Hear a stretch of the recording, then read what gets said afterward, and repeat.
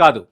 వీటన్నిటి నేపథ్యంలో lockup death జరిగిన సాయికృష్ణ డెడ్ బాడీని సాయికృష్ణ కుటుంబ సభ్యులకు అప్పగిస్తే, తల్లికి అప్పగిస్తే ఖచ్చితంగా ఇష్యూ అవుతుంది.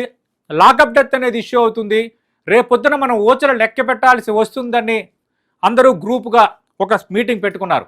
మీటింగ్ పెట్టుకొని దాదాపు 2 గంటల పాటు కృష్ణలంక పిఎస్లోనే ఏం చేయాలి, డెడ్ బాడీని నదిలో పడేయాలా, ఆన్వాలు లేకుండా చేయాలా, ఈ లాకప్ డెత్ మరణం మనపై రాకుండా, మన చేతులకి అంటకుండా ఎలా తప్పించుకోవాలి, అధికారులకు చెప్పాలా వద్దా, చెబితే ఏ సమస్య ముంచుకొస్తుంది, చెప్పకపోతే సమస్య ఏంటి, ఇలా రకరకాల కోణాల్లో మాట్లాడుకున్నారు. సిఏ నాగరాజ్ అండ్ టీం దీనికి సంబంధించి ఒక గ్రౌండ్ ప్రిపేర్ చేసేసారు. ఆ గ్రౌండ్ ప్రిపేర్ చేసి ఎవరైతే ఆ టైంలో పోలీస్ స్టేషన్లో ఉన్నారో, ఎవరైతే ఈ లాకప్ డెత్ మరణంకి సంబంధించి సమాచారం ఉందో వాళ్ళంతా ఒక టీమప్పై ఖచ్చితంగా ఈ బాడీని డిస్ట్రాయ్ చేయకపోతే సమస్య వస్తుంది. డిస్ట్రాయ్ చేసినా ఇతను రౌడీ షీటర్ కాబట్టి, ఎప్పుడు ఎక్కడ ఉంటాడో తెలియదు కాబట్టి, రెగ్యులర్గా ఇంటికి వెళ్ళడు కాబట్టి ఖచ్చితంగా కుటుంబ సభ్యులు మిస్ అయిపోయాడు అనుకుంటారు. కొద్ది రోజుల తర్వాత మర్చిపోతారు. మన చేతులకు కూడా మట్టి అంటదన్న ఒక నిర్ణయానికి వచ్చారు. అంతే, ప్లాన్ రెడీ అయిపోయింది. ప్లాన్ రెడీ అయిపోయిన క్రమంలోనే కృష్ణలంక సంబంధించి పోలీసులు ఒక మాస్టర్ స్కెచ్ వేశారు. ఆ మాస్టర్ స్కెచ్ ఏంటంటే, మామూలుగా విజయవాడలో ఆ ఫుట్పాత్లపై కానీ, బస్టాండ్ సమీపంలో కానీ, రైల్వే స్టేషన్ సమీపంలో కానీ, ఇంకా వేరే చోట ఎక్కడైనా అనాథ శవాలు దొరికి అన్ఐడెంటిఫైడ్ డెత్స్ ఏవైనా ఉంటే వాటిని కొద్ది రోజులు వివరాలు ప్రయత్నం చేసిన తర్వాత వాటిని కృష్ణలంకలో ఉన్న ఎలక్ట్రిక్ దహన వాటిక దగ్గర తీసుకొస్తారు. ఆ ఎలక్ట్రిక్ దహన వాటికలో అటు అనాథ శవాలని కాల్చేస్తారు, బూడిద చేసేస్తారు. ఇది ఎప్పుడు జరిగే ప్రక్రియ. దీనికి సంబంధించి మున్సిపల్ వాహనంలోనే ఇవి వస్తాయి.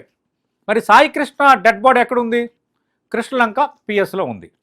దానికి పోలీస్ స్టేషన్కి సంబంధించిన ఒక వాహనాన్ని వినియోగించుకొని అటు మున్సిపల్కి సంబంధించిన ఈ శవాలను తరలించే ఒక వాహనానికి సంబంధించి కొంత దూరం వరకు ఈ కృష్ణలంక పిఎస్లో ఉన్న వాహనం ద్వారా, అంటే పోలీస్ వాహనం ద్వారా అక్కడ మున్సిపాలిటీ వాహనం వరకు దీన్ని తరలించి ఈ అనాథ శవాలతో పాటు దాన్ని కలిపేసిన తర్వాత ఈ సాయికృష్ణ మృతదేహంతో పాటు ఆ 2 తేదీల్లో వచ్చిన 3 మృతదేహాలు, అనాథ శవాలని 4టిని కలిపి కృష్ణలంక శ్మశాన వాటిక వద్దకు తీసుకువెళ్లారు.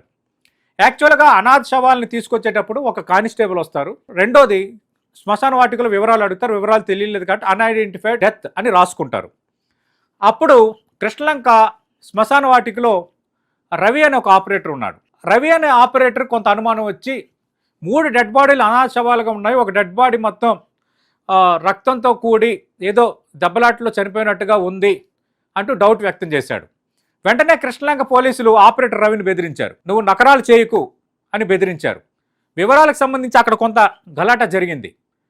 కానీ చివరికి పోలీసులు అంటే ఎవరైనా భయపడతారు కదా, ఇక్కడ ఆపరేటర్ రవిది కూడా తప్పు ఉండొచ్చు. రేపు పొద్దున్న దర్యాప్తులో అతను కూడా ఖచ్చితంగా ఎదుర్కోవచ్చు, పోలీస్ పరంగా న్యాయపరంగా శిక్ష కానీ దర్యాప్తు కానీ ఎదుర్కోవచ్చు.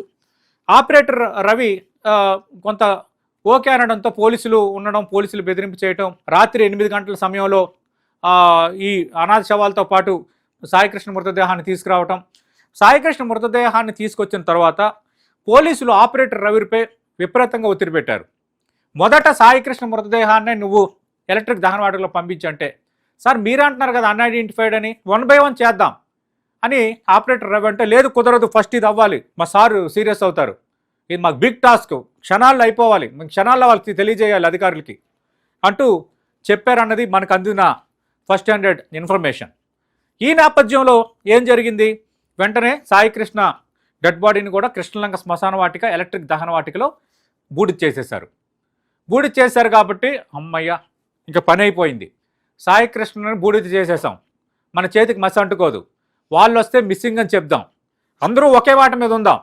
ఇది సిఏ నాగరాజ్ అండ్ టీం మొత్తం ప్లాన్ చేసుకున్నారు. కానీ ఎప్పుడైతే కోర్టులో ఈ కేసు సీరియస్ అయింది, కోర్టు 29 లోపు సాయికృష్ణకు సంబంధించి వివరాలు అందించాలి, సాయికృష్ణను చూపించాలంటూ ఆదేశాలు జారీ చేసిన క్రమంలో కొంత ఈ చర్చ స్పీడప్ అయింది. ఆ వెంటనే కొంత పొలిటికల్గా దీన్ని ఇష్యూను లేపటం, చంద్రబాబు నాయుడు ముఖ్యమంత్రి, deputy CM Pawan Kalyan DGP పిలిచి మాట్లాడటం, తర్వాత దీనికి సంబంధించి ఒక సిట్ వేయటం, సిట్ నిర్మమాటంగా నిజాయితీగా దర్యాప్తు చేసిన తర్వాత సిఐ నాగరాజ్ నేతృత్వంలో ఈ lockup death, what it means custodial death అయిందని తేలటం, ఇవన్నీ జరిగిపోయిన క్రమంలో ఇప్పుడు నాగరాజ్ని జూలై 8 వరకు కోర్టు 14 రోజులు రిమాండ్ విధించింది.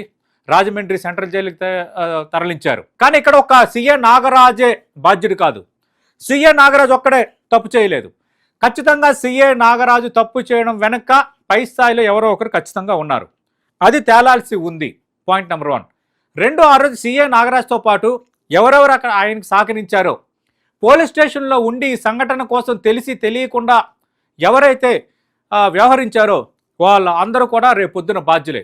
వాళ్ళందరిని కూడా ఖచ్చితంగా విచారించాలి, వాళ్ళని బాధ్యులు చేయాలి. కానీ ఈ విషయంలో ఒక విజిల్ బ్లోయర్కి సంబంధించి 99 టీవీ హ్యాట్సప్ చేస్తోంది.